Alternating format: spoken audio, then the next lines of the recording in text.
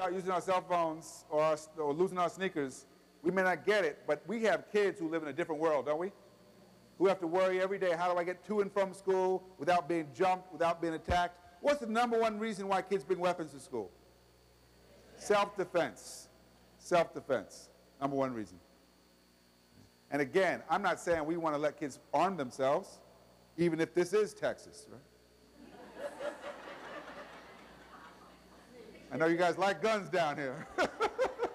Pretty soon you're going to have kids carrying pieces as well. Everybody be armed, right? But I am saying, if you want to create a safe environment in school, we have to understand what the lives are like outside of school, the threats they're faced with. What we know from the research on gang prevention is the best gang prevention is to join something else. You got to keep those kids busy in something else. Provide the same kind of social support through something else. I work with a high school in Oregon, David Douglas High School in Portland. Every student who enters the school must join a club. Required.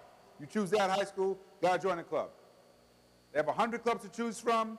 Not joining, not an option. Everybody's in the club, and their strategy is building relationships through activities. I asked, what happens if a kid gets into a fight? They said the first thing that happens when a kid gets into a fight is we do conflict resolution. Because we want to make sure it doesn't happen again. We want to get to the root of it. The second thing we do is we recruit the kid to the wrestling team. Because we want to give them a legitimate place to take out their aggression. They got that much aggression, we're going to put them on the mats. But part of the strategy is now they're part of a team. Now they got a coach. They've got structure. They got support. The team is going to look out for that kid. Again, think about the kids you're having most trouble with. Chances are they're the most alienated and marginalized kids. What are you doing to bring them in?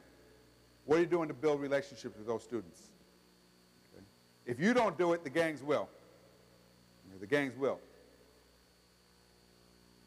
The last point I have up there about culture has to do with how we relate to parents.